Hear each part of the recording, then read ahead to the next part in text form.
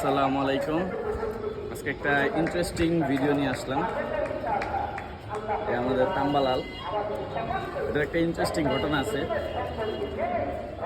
এটা বারান্দায় আমি পালতাম কবুতরটা, পরে ছাদে আইনা এটা সেট করছি। সেট করার পর এটার একটা টুর্নামেন্টে দিয়েছিলাম ইনটেক। বাড়ির ভিতর দিয়ে ভালোই উঠতো, ভালো ফ্লাই করতো। ইনটেক টুর্নামেন্টে দেওয়ার পর কবুতরটা আর আসে নাই। আমরা ভাবছি কবুতরটা মনে হয় মায়ের পড়ে গেছে। আসলে কবুতরটা মায়ের পড়ে নেই। কবুতরটা ডিরেক্ট টুর্নামেন্ট থেকে ছাদে না এসে আমার বারান্দায় চলে গেছে, কিন্তু আমরা জানতাম না। কবুতরটা এক বড় ভাই ধরছিল আমাদের পাশেই, কিন্তু সে বলে নাই। আমাদের কিছু বড় ভাই আছে, তারা খোঁজ পাইছিল। খোঁজ পাইয়া বলছিল তাদের যে কবুতরটা দিয়ে দেওয়ার জন্য, কিন্তু সে বলছিল যে কবুতরটা দিবে না।